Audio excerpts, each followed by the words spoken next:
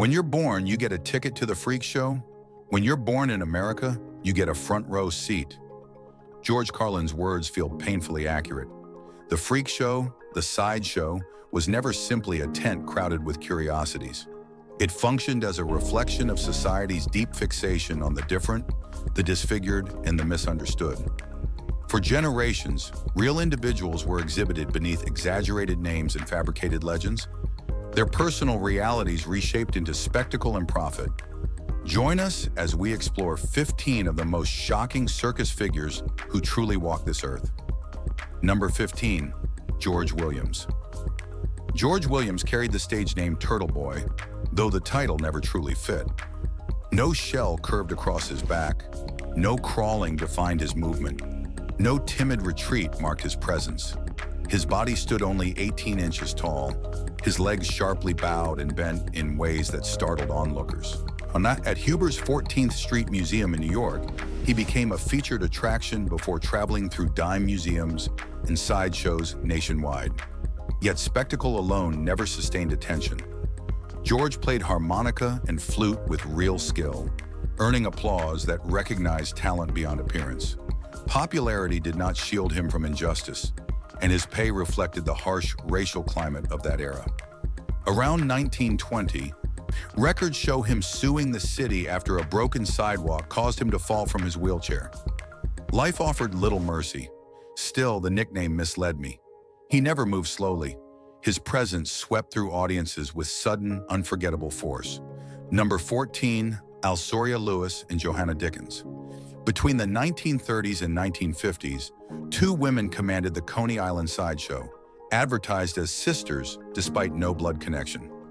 Alsoria Lewis was born with underdeveloped limbs, 6 fingers on each hand, and uneven feet, 6 toes on one foot and a single toe on the other. Promoters burdened her with exaggerated titles like Turtle Girl, Walrus Girl, and Pig Lady, inventing tales of rural tragedy even though she grew up near the boardwalk. Married twice, she sometimes used the name Alzoria Green. Beside her stood Johanna Dickens, likely born in the 1920s, a little person promoted as the Bear Girl. Their names shifted and their histories were embroidered for spectacle. What remained genuine was their resolve. They stepped into the spotlight by choice. Within a business that thrived on distortion, they retained ownership of their presence. Not sisters by birth, but united by endurance, they left the stage steady and self-assured. Number 13, the Elephant Girl. Sylvia Porterus once faced a question about longing for ordinary legs. Her response came calm and unwavering. It was God's will, she said, beyond her control. That quiet conviction shaped every performance. Her right foot, severely enlarged by elephantiasis, made each step slow and painful. During the 1940s, she toured American sideshows as the Elephant Girl, confronting crowds that rarely concealed their stares. Sylvia refused to surrender her narrative to spectacle. Before the rumor could reshape her story, she spoke with measured honesty. Audiences who anticipated mockery encountered composure instead. Some lowered their eyes, when others listened in silence. No one was left unaffected. She sought neither pity nor protection. Each deliberate stride across the platform carried restrained defiance. Strength revealed itself not in noise, but in steadiness. Sylvia advanced at her own pace, challenging assumptions with every movement and leaving behind a lasting image of dignity that resisted distortion. Number 12, the Turtle Man. Emtt Blackwelder was born in North Carolina, with arms and legs ending at the joints. From childhood, dependence was discouraged. His father insisted he master independence without compromise, shaping a discipline that later defined his career. Billed as the Turtle Man and sometimes the Stump-Limb Juggler, he toured with Ward Hall and Chris Christ sideshows. Positioned low to the ground, he bounced paddle balls and juggled them with striking accuracy, drawing astonishment that quickly shifted into admiration. Beyond the tent lights, Emtt worked as a mechanic, skillfully maneuvering tools with his mouth. Fellow performers remembered a gentle, focused man untouched by destructive habits. Retirement arrived in 1978, followed by marriage to his longtime partner and a settled life in Conover, North Carolina. When he passed away in 1996, he left behind more than spectacle. He demonstrated that discipline, mastery, and dignity could eclipse any label imposed upon him. Number 11, the smallest woman in the world. Princess Pauline never relied on height to command attention. Born in the Netherlands in 1876, she measured just 58 centimeters tall and weighed under 4 kilograms. The moment she entered a vaudeville theater, curiosity gave way to captivation. She sang, danced, and spoke with confidence sharp enough to quiet ridicule before it spread. Audiences arrived prepared to stare. They stayed to listen. Touring Europe and the United States throughout the 1890s, Pauline proved herself more than a novelty attraction. Her presence carried warmth and intelligence that unsettled skeptics. In 1895, while performing in New York, pneumonia and meningitis ended her life at 19. Brief years did not limit her influence. She never requested sympathy or softened her ambition. A stage provided all she needed. Upon it, she stood taller than expectation allowed, leaving a legacy measured not in centimeters, but in courage and undeniable presence. Number 10, the Puppet Woman. Sylvia Zarete was not merely small, she was astonishingly slight in a way few lives have ever recorded. Born in Mexico in 1864, she weighed 8 ounces and measured 7 inches at birth. Growth never altered her scale in any ordinary sense. As an adult, she remained lighter than a house cat and is still recognized as the smallest fully formed person ever documented. That rare distinction propelled her into international sideshows. At 12, she arrived in the United States and soon became the highest-paid little person of her time, earning $20 an hour. Her fragile frame and porcelain features captivated enormous crowds. Fame, however, offered no shelter from circumstance. In 1890, a snowstorm stranded her train in the Rocky Mountains without heat. Hypothermia claimed her at 26. The loss was preventable.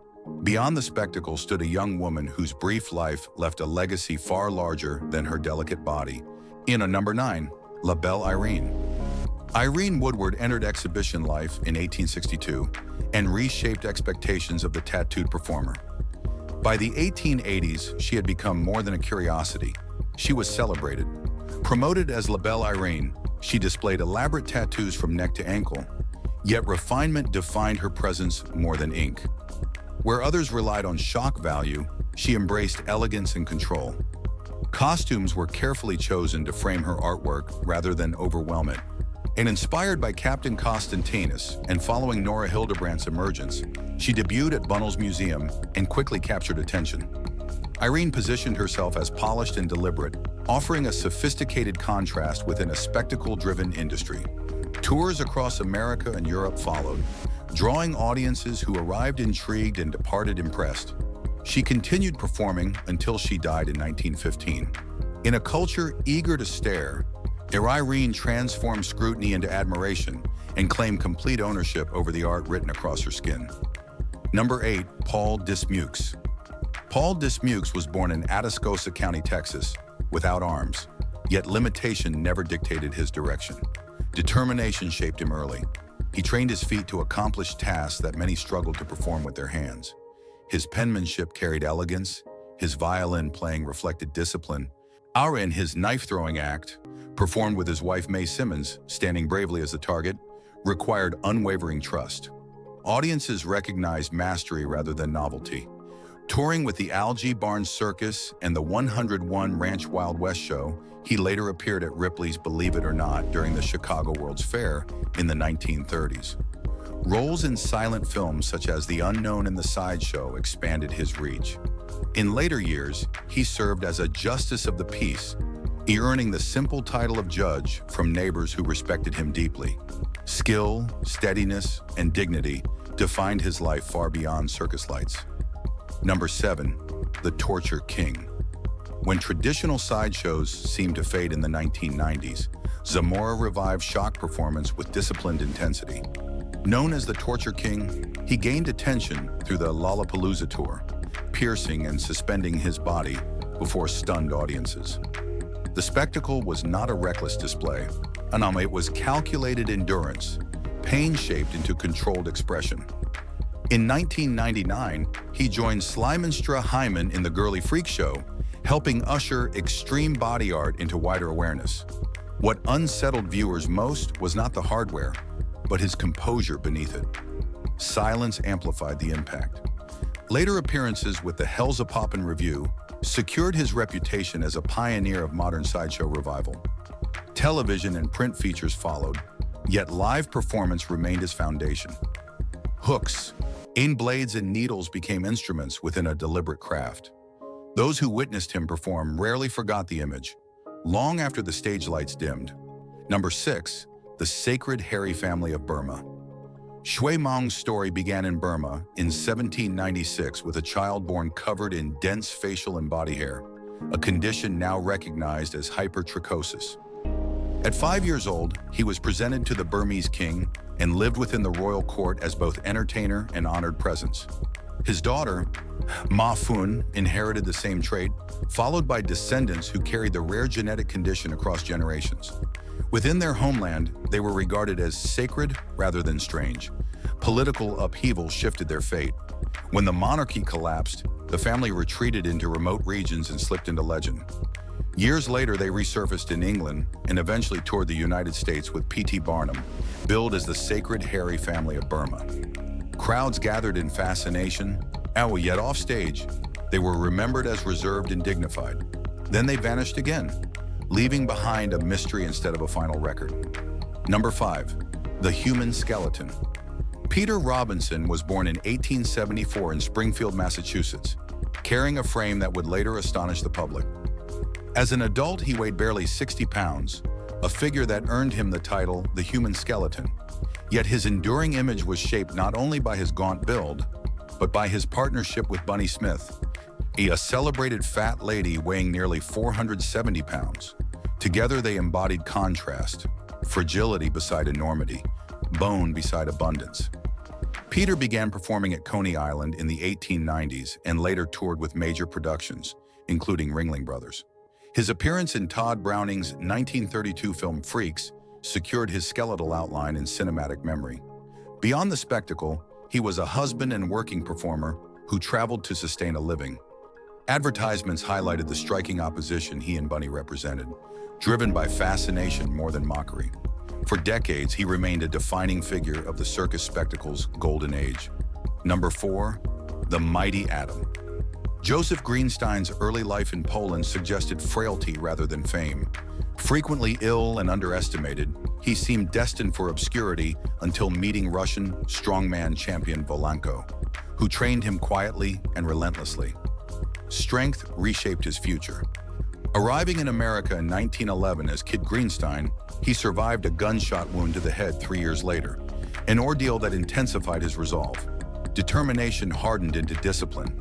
Hair grown long, muscles forged through relentless effort, he reintroduced himself as the mighty Atom.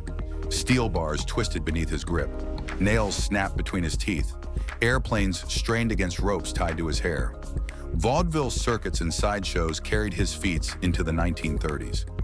When bookings declined, he sold health tonics on New York streets, still drawing attention. Even in his 80s, he tore phone books apart effortlessly. Greenstein died in 1977, later honored in the Coney Island Sideshow Hall of Fame. Modest in size, yet immense in legacy. Number 3, Colonel Speck. Fleming W. Ackerman, remembered as Colonel Speck, stood 4 feet 4 inches tall, yet presence outweighed stature.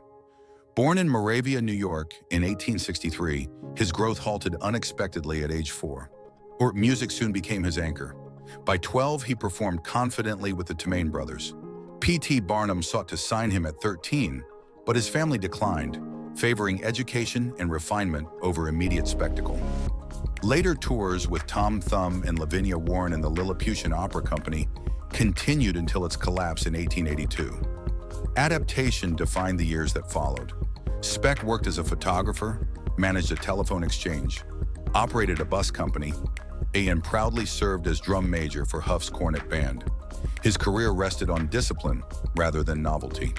When he died in 1946, he was remembered not as a curiosity, but as a capable, respected man whose talent resonated beyond assumptions about size. Number 2, Gargantua the Great.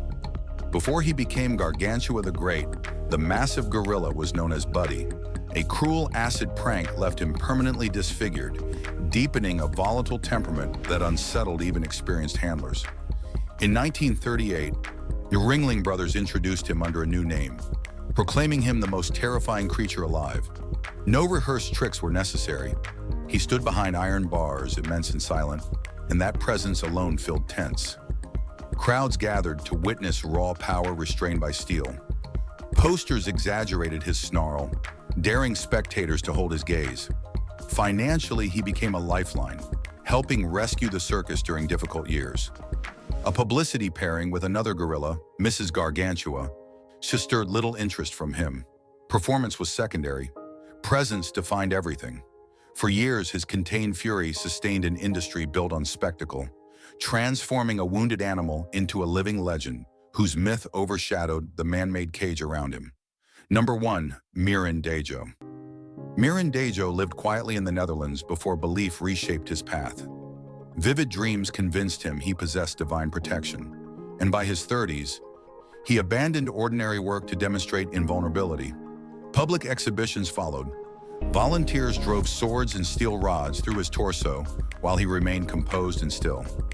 Spectators watched glass, razor blades, and needles disappear down his throat without visible distress. Physicians examined him repeatedly. Some suspected illusion, others admitted genuine confusion. Dajo attributed every act to spiritual purpose. In 1948, determined to prove his claim once again, he swallowed a long metal needle. Surgeons removed it, yet internal damage had already begun. 10 days later, a ruptured aorta ended his life. Whether a mystic, illusionist, or a man consumed by conviction, Mirin Dajo left no simple explanation behind. His body became both a message and a stage, and in challenging mortality, he crossed its boundary forever. If you have found this video interesting, be sure to like and subscribe. Thanks for reading. We'll see you soon.